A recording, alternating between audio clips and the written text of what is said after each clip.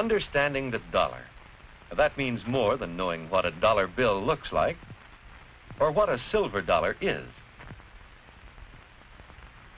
To understand the dollar, we must know something about the human story of the dollar in the everyday business of living, something of the functions and the value of the dollar.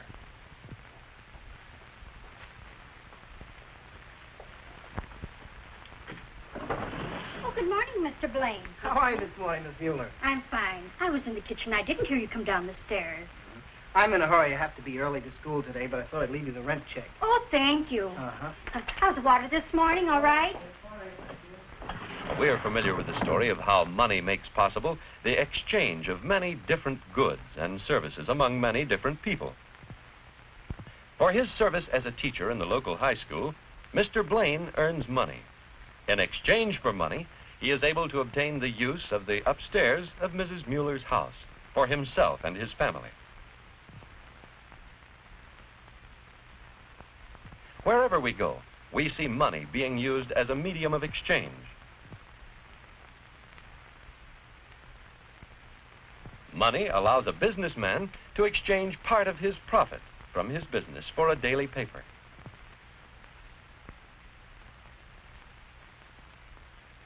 Money is a convenient method of exchanging many different kinds of goods and services among many persons.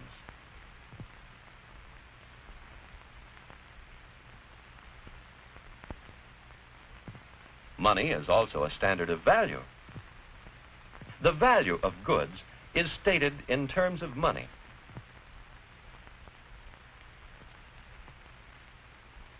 The auto dealer could not possibly state the price of a car as so many hours' work for this carpenter. Nor could he state the price as so many bushels of wheat from this farmer. But a price in dollars is clear to each person. Money is a standard of value. We can think of other purposes money serves. The farmer has just sold this year's crop of wheat. He has enough money to buy all his needs for the year to come. But it is more convenient for him to keep the money now, storing up purchasing power so that he can buy goods and services later as he needs them. Money in the bank is not actually wealth. It is a means of storing up purchasing power that can be used later to obtain wealth. We have covered part of the story of understanding the dollar, but there is more. There is also the story of the value of the dollar, which may decrease. How does this happen? Why does the value of the dollar decrease and increase? That is the story of comparative prices. Prices change.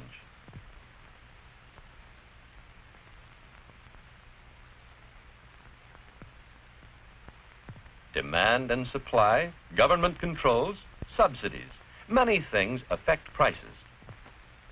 But another way to talk about price changes is to consider the value of the dollar. Now, let's say that $1 will buy 5 cans of soup. We can think of the value of a dollar as 5 cans of soup. Another day, if a dollar will buy only 4 cans, its value has gone down. When it will buy 6 cans, the value of the dollar has gone up. Thus, the price of soup determines the value of a dollar in respect to soup. As the price goes up, what the dollar will buy goes down. And as the price goes down, what the dollar will buy goes up. So we say the value of the dollar is inversely related to prices. Now, of course, the price of soup is only one price. The day the price of soup goes down, the price of sugar may go up. But sometimes the prices of many things move upward or downward at the same time. So when we talk about the value of the dollar, we usually mean not the price of one article, but the prices of many articles.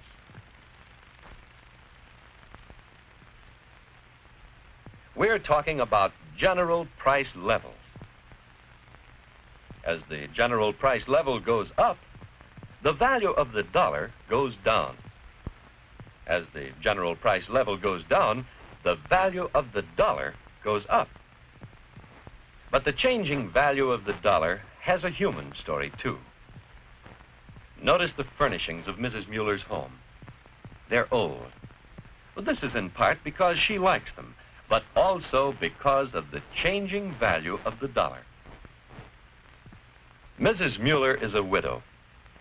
Her income in dollars has remained about the same for the last 10 years.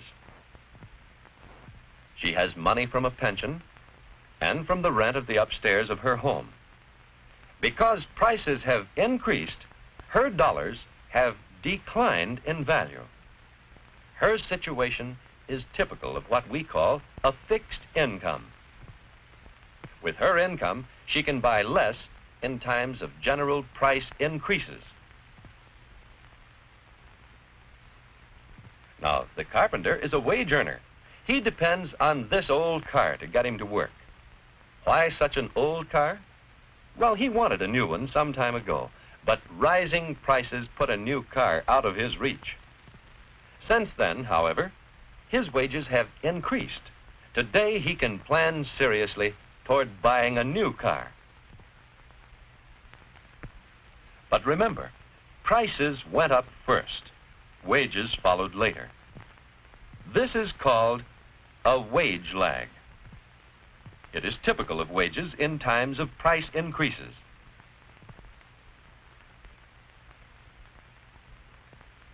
What about Mr. Blaine, the school teacher? His income has increased some, but not much. The wage lag for people on salary is often great. Salaries do not increase as rapidly as prices. And Mr. Blaine finds that he must work on another job part-time in order to live at the same level as before.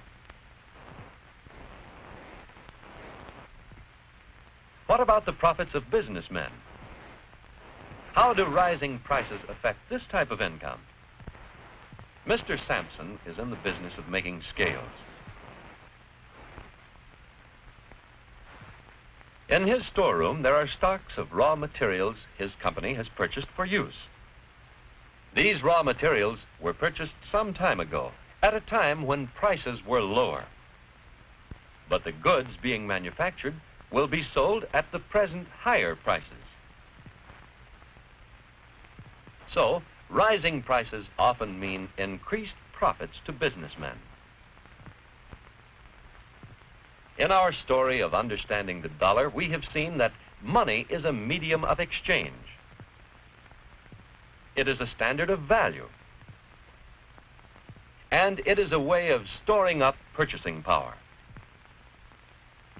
The value of the dollar changes in inverse relation to prices. And we have seen some of the effects of generally rising prices on people with various types of income. Now, a question for you to think about and discuss. When prices go down, when the value of the dollar goes up, then how are these people with various types of income affected? You continue the story of understanding the dollar.